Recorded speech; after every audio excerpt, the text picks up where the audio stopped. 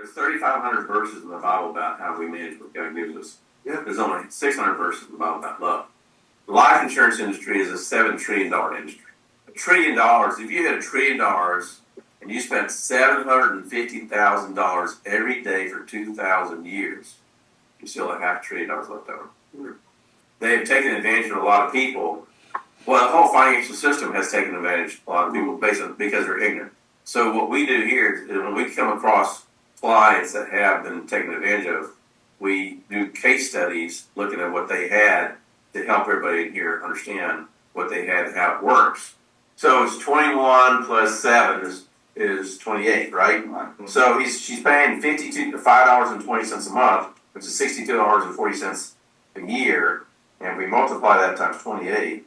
She paid in $1,747 into a $1,000 policy. The agent tells you when you buy one of these policies, how he sells you the policy. He says you can make, not only are you buying life insurance, let's say $100 a month, you're buying your policy, and this is how universal life works. Okay? And he says for $100 a month, you pay your premiums every month, and you have, let's say, a $100,000 life insurance policy. And when you pay your premiums, your $100, there's certain policies and charges, but most of the $100 makes it into your bucket that makes 6%. Now, on the second page of your universal life policy, there's a table of numbers, and it's what's called a mortality table. Okay, and every month, let's say you're 25 when you start this policy. So every month, they get a little dipper here, and they dip out the risk of you dying. Okay, so when we're 25, the risk of us dying is lower, right? Yes, but as we get older, what happens, and most people don't realize this, is dipper is getting bigger and bigger every year because our risk of dying increases, right? Mm-hmm. But we're not told that. We're told that our premium is going to be $100 when the agent sits down with you, right? Right. So you think, oh, $100. Mm-hmm. Well, matter of fact, sometimes they say, I can sell you this policy, and that's what happened to the lady in Peachtree City. The agent sits down with the client in Peachtree City and says, hey, I can sell you a $100,000 life insurance policy. Would you rather pay $50, $75, or $100 a month for it? Mm-hmm. And you get to pick which one you want to pay. Mm-hmm. And you say, well, most people say, oh, we get the 50. 50, yes, Right? yes, right. Well, what that means is that less money is going to go to the bucket. That means that this thing, and what happens over time, as this difference gets bigger and bigger, eventually the money in this bucket is completely drained and there's no money in the bucket. When there's no money left in the bucket, the policy goes away, even though you paid every premium on time. Things like that. That's how universal and variable universal life works. So as soon as this bucket runs out of money, your policy lapses. How a lot of these agents will write these policies is the premiums will stay the same and the policy will stay in force as long as the client doesn't borrow from it until they're like in their 60s or 70s. Mm-hmm. But by then, the bucket's gotten the difference gotten really big, Mm-hmm. and they've already had a health issue, right? They've had a heart attack, they have diabetes, they've had something happen to them that's causing them to have a hard time getting life insurance. So about that time is when their policy is running out of money, and they get a letter saying, hey, your premium is not going to be $100 a month, this will be $500 a month if you want to keep it in force. Mm-hmm. And so now you're just kind of in a spot. You either pay the $500, you lose that coverage. And so the whole thing is a big scam. That whole life is a rip off. Right. But it's been around for a whole time. Mm-hmm. It's a huge, but that's why the skyscrapers are Prudential buildings, and Prudential halftime report, and all these other, and Aflac, I hate Aflac, and all these other companies out there sell all this crap because the profits on these products went to the roof. Okay, and so here's what happens when you grow up poor, and this is how your brain works when you're poor. Is your objective is to protect from losing things. Everything is a defensive decision. Okay, if you play a game, if you play sports, like say football, and all you play is defense and you have no offense, are you going to win the game? No, Can't score. you can't score. So, but most middle class people, they make all their financial decisions based on defensive decisions. I don't want to lose my house, so I want to pay it out off as fast as I can. Yeah. I want to do this, I want that. Everything is to keep from losing something. I want to get lots of insurance because if my house, if I die, I want my family taken care of. I want to buy a lot of that. I want to have all kinds of cancer policies, whatever policies to protect my family. So you're paying all this money into all these little policies, but what's doing is killing your ability to save any money, put your money in any investments. That's right. It's subtracting the money you should be putting somewhere else. So the way you want to look at insurance is you buy as little insurance as you possibly can get away with, and put as much money in the assets as you possibly can and build wealth. Because if you had $2 million, what would you need with a life insurance policy? And so that's how you change your family free, right? That's my objective, is to leave a legacy to my family that every family should not have to start from ground zero, right? When you get married, you should be completely broke, right? Do we know what that looks like? Who in this family knows what that looks like? Okay. What a weirdo. We are rolling quarters for gas broke. Amen, brother. Broken in the gap. Broke. Okay, it's not supposed to be that way, right? But the system is set up to keep you that way. Yeah. Okay? Yeah. So you got to learn how to break that system, break that chain, and building wealth by investing and things like that. Because now, and that's what my objective is to build enough wealth that when I pass away, none of my kids or grandkids will have to make any drastic financial decisions at that point. They'll have plenty of money to do what they need to do, and that money will continue to grow. They won't have to choose a profession purely based on what it pays. That's right. They get to choose a profession based on what they think they're called to do, right? Insurance, the whole insurance industry and different things will keep you poor. Credit cards and things like that will keep you poor. So you got to learn how to get around all that. But life insurance is the first major stumbling block, because the agents that sell this stuff, they get paid huge commissions. Okay, they get paid, like on this policy, they get paid 55% of the first year's premium, and then they get 5% for the next 9 years. So they get paid renewals on these policies for a long time. But let me tell you how some of these slick insurance agents will do. I've seen this happen before. Is they will come along, let's say they have this policy going, it's been going for 10 years. But they're going to stop getting paid on this one, right? So they show up at your house again and say, hey, how would you like to have another $100,000 in coverage for free? Let's say you hadn't borrowed into the cash value. He then gets the cash value from this policy to pay the premiums on that policy. So now you got $200,000 of coverage, you got twice as much coverage. You're still paying your $100. The cash value from this policy is buying that policy. So now so now it's really draining the cash from this policy. And it'll last about 5 or 10 years and it'll die. So this is universal life, but there's another kind of insurance that's slightly different. It works a lot like universal life, but it's called variable life. And what the difference is, instead of making a 6% return on your money, they tell you you're going to make a 10 to 12% interest rate on your money. And they're telling you that your money is going into a mutual fund in the policy. And that's a variable policy, variable life. But on a variable life insurance policy, the client bears all the risk. So how it works exactly like in universal life.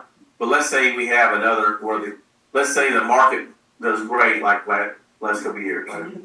And then we have a year like 2022, where in December the market went down 18%. And let's say you had 10,000, or like we did in 2008, where it went down 40%.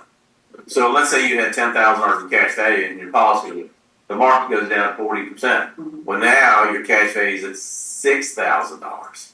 It lost, but you're still dipping money out, right? Right. So it's going to kill this policy even faster. The bottom line of all this, never buy life insurance that has a savings vehicle attached to it. No matter how this make it sound, Mhm. it works the same. All of them work the same way. If the agent ever at any point says you have a forced savings in your life insurance policy, you know you're walking down a bad road. Mhm. And one of the things that Meemaw had, and some guy had come and sold her a $100,000 life insurance policy Mhm. that she put $100,000 in as an investment vehicle. Mhm. Oh. She thought it was a CD. Mhm. But When do you buy life insurance? Talk about that. So we use it called the theory of decreasing responsibility. Because this is generation one, right? Now, the future generations that are wealthy don't have to even worry about this, but generation one. Okay, so let's say you're 25 years old. Okay, typically you have high liabilities and you have low assets. So you have high liabilities, cars, kids, homes, and we have nearly no money saved. well, So at that point, you need lots of life insurance. Because if something happens to the husband, especially since normally he's the main income producer, you need to have the most coverage on him to replace his income. So term insurance is the best way to do that. Because you can buy a lot more coverage with term than you can with whole life. So he's 30 years, he's 25 years old. Let's say he makes $50,000 a year. Okay. So he's going to need somewhere in the neighborhood of, he's going to need to write around $1 million, he's going to write $1 million in coverage. Because if God forbid something happened to him and he was the main income producer, she'd need $50,000 a year that disappeared, right? Let's say, but most people don't think like that. Most of the time, the agent will say you have $250,000 policy, right? The guy making $50,000 a year has a $250,000 policy. He dies.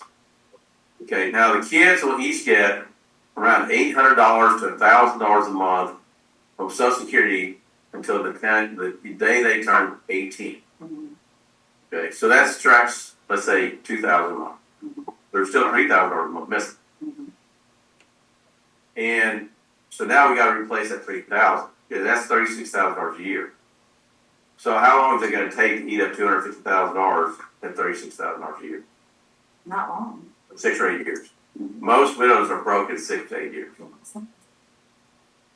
The smart way to do it, he had $1 million in coverage. She'd take the $1 million and invest it. She could then pull, as a rule of thumb, whatever money you had invested, your withdrawal rate is 5%. So she could draw $50,000 a year off this $1 million forever, and it will continue to grow. Plus, she'd still be getting money from Social Security. Yeah. So she could live the same standard of living she was living before something happened to him. Okay, so he needs $1 million in coverage right now, but he can afford it because he's 25. When you're 25, life insurance is really cheap. Oh, yeah, 25, just a baby. Okay, so you lock it in for 30 years, 35 years.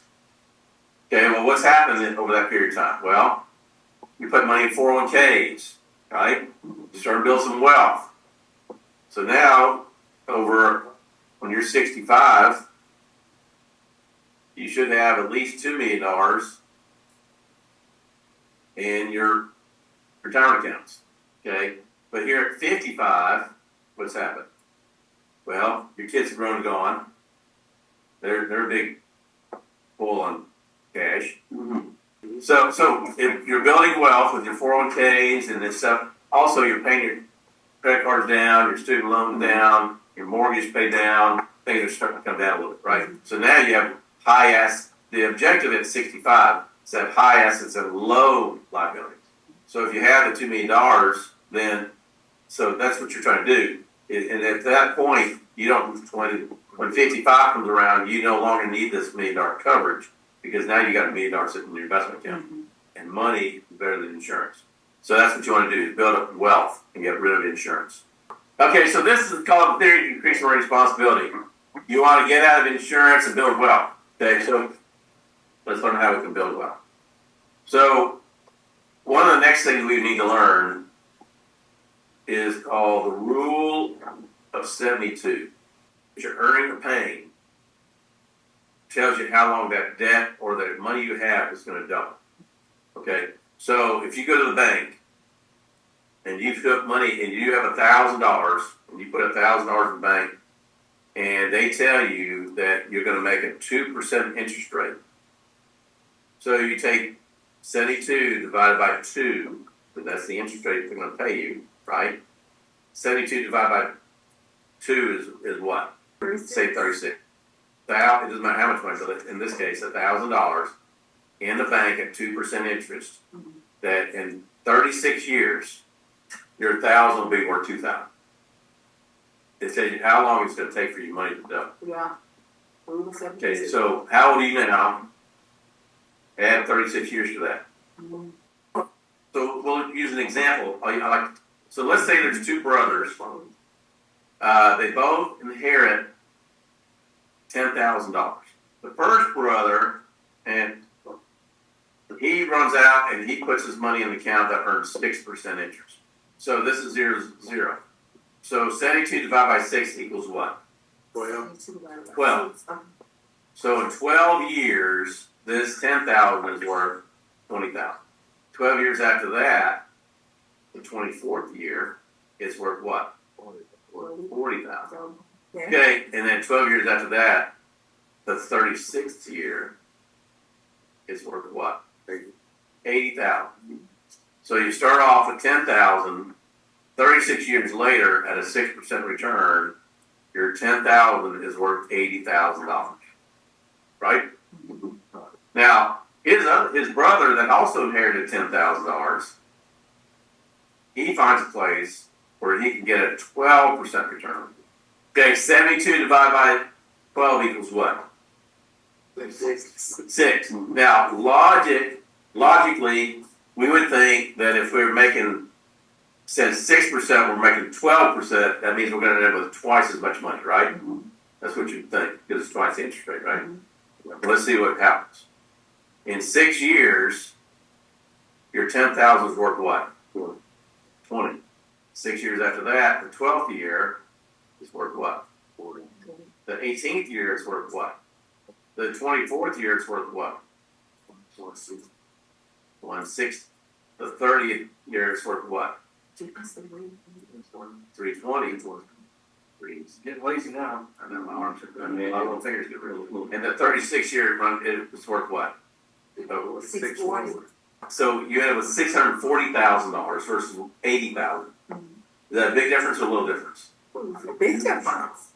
Okay, so most people you know, when they save money, are they making 6% or more or 6% or less on their money?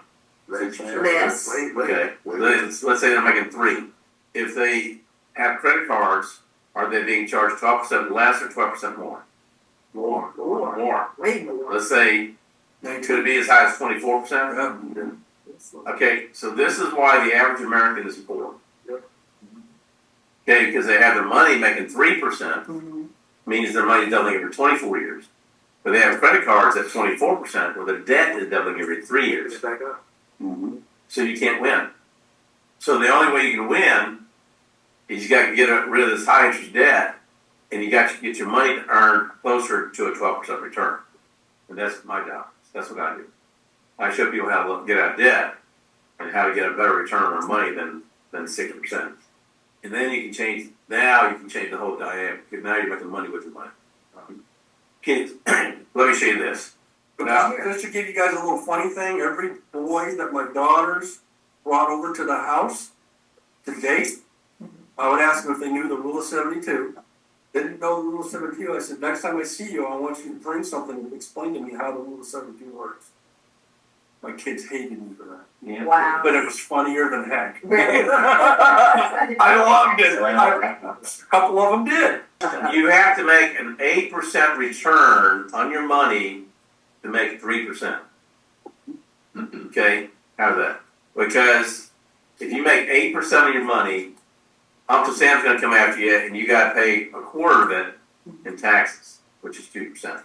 So you subtract that out. Inflation for the last 50 years has averaged at least 3%. So if you subtract inflation and taxes, that means you made 3%.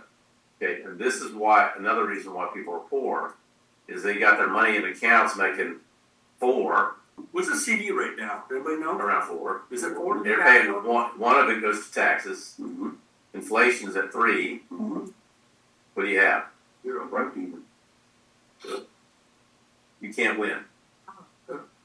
The average American is set up where they cannot win. So we put them in investments, mutual funds. So this is one of probably 25,000 mutual funds we work with. And you can see that this particular fund's been around in 2022, had been around 88 years.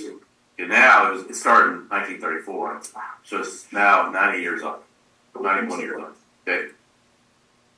So if you see this picture here, these guys right here, these are what's called the portfolio managers. These portfolio managers' job is taking all the money that comes in this fund, and then they get paid based on how this fund performs. Okay. So they're going to pick out all the different investments to put in this fund. What's good about mutual funds is everybody's working for the same goal. The portfolio managers get paid more with more money they attract to the fund. Us, the advisors, we get paid the more our clients make money on their fund. And the clients want to make as much money as possible. So everybody's trying to do the same thing. Okay.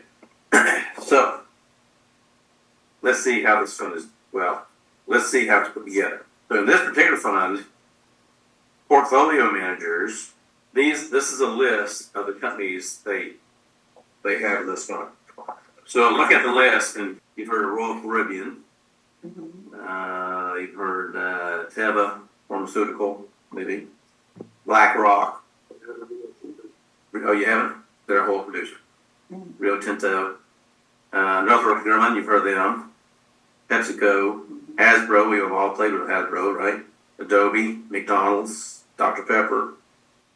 Chevron, General Dynamics, AIG, GE, Apple, Home Depot, all those. Okay, so look at that whole list. How likely is it that all those companies on that list would go out of business at the same time? Not likely at all. End of the world. Right. No, it's not. So everybody that's really poor is afraid to invest in the stock market because their great-great-grandfather during the Depression lost all their money, and the whole family has stopped investing in stocks since then. So they think stocks are bad. Right. Okay. They're not bad. They're good. They're the best way to go. In the Bible, in Ecclesiastes 11:2, King Solomon says, divide your portions as 7, number 8, for you do not know what disaster may hit the land. Means don't put all your eggs in one basket. One basket. Okay. So when you buy this fund, you own 100 investments in this basket. Okay, so let's say you put $10,000 in this fund. And tomorrow morning we wake up, and I'm trying to find one that everybody recognizes. Home Depot goes completely out of business overnight. Okay. We wake up, there's no Home Depot. Okay, and you put $10,000 in here. They would have seen their problem with it way before it went here. That wouldn't have been like Okay, so, but everyone worried about losing money in the stock market. But, so even if one of the biggest ones in here lost money, you still would have like most of your money left, right? Right. So that's what's great about diversification. Okay, so let's see how this fund is done. So you can see what year did this fund start? 1934. Yeah. That's in the stock market for the last 89 years. Right. Okay, for example, what happened here in 1941? What happened in 1941 here in the United States? Pearl Harbor. Pearl Harbor, is that good news or bad news? Okay, then what happened in 1950? The Korean War. More bad news. Yep. Okay, what happened in 1963? Kennedy assassination, right? Yeah. That was bad news. Yeah, that was New Yeah. York. Then we had Watergate, oil embargoes. Wow. Nixon resigned, right? Yeah. Energy crisis in Texas. And that was when gas went from 35 cents a gallon to $1 a gallon. 87 was the stock market crash. The year I became a stockbroker, the market went down 19% in one day. Black Monday. Yeah, October 1987. When the world was coming. So we had all bad news for everyone there, right? Yeah. But if you would have put $10,000 in this fund one time in 1934 and ignored all that, what would you have today? $246,304,940. I mean, was this fund average for the last 88 years? A little over 12%. So now put your left index finger on the year you were born. If you would have put $2,401.10 in this fund in 1981, by 1991 it was worth $13,171.90.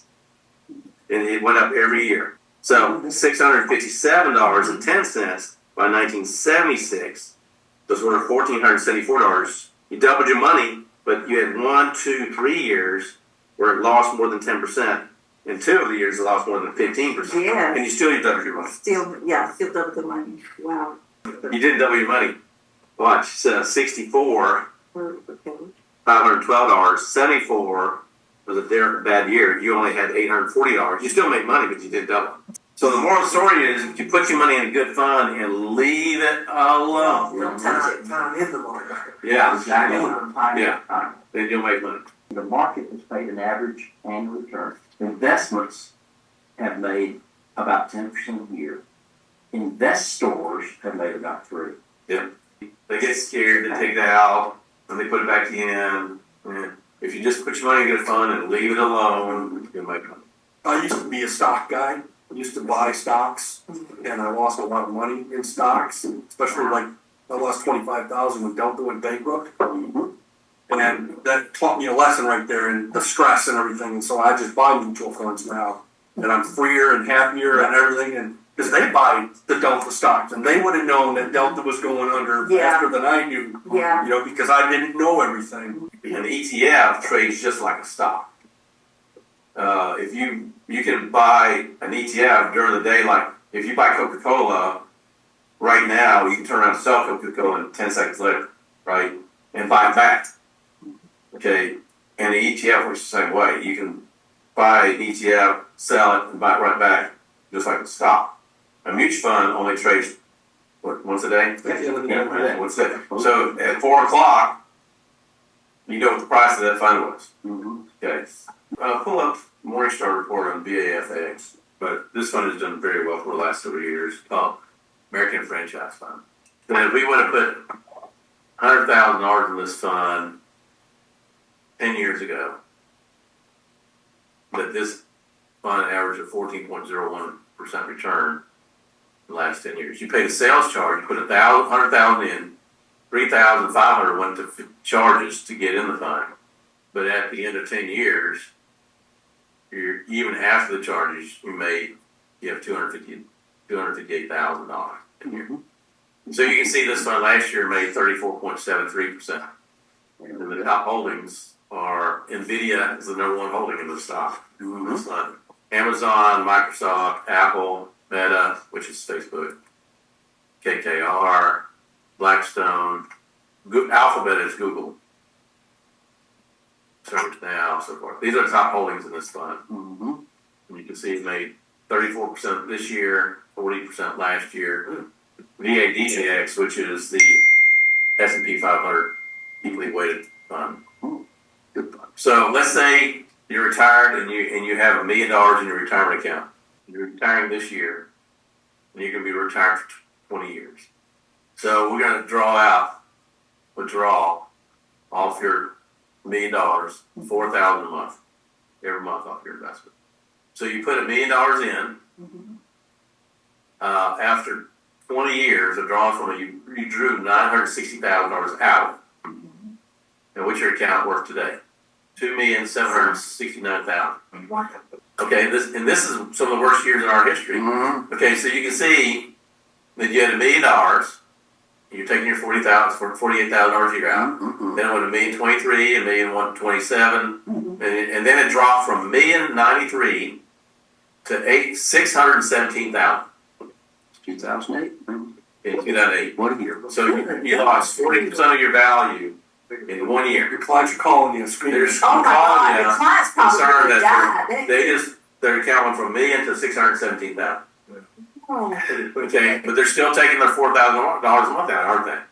Even though it went way down. Yeah. Okay, so then it climbs back up here. It took it until 2012 to get back over $1 million. but you're still drawing out $4,000 a month. Still getting that, okay. Well, first of all, I saw, I hate to say this, but I saw it coming, 2 years before it happened. I started telling my clients. I am a witness. He was telling us for a couple of years before that. Yeah.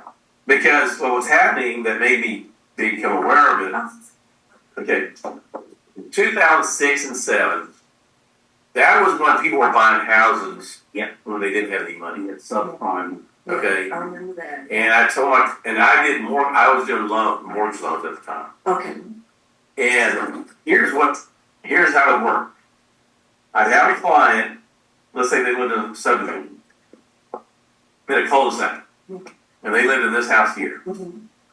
And I'd go to the client, and the client said, you know, we'd like to borrow some of the equity from our house because we'd like to finish out the basement. So, to get that done, I would say, okay, we'll do a second mortgage loan on you.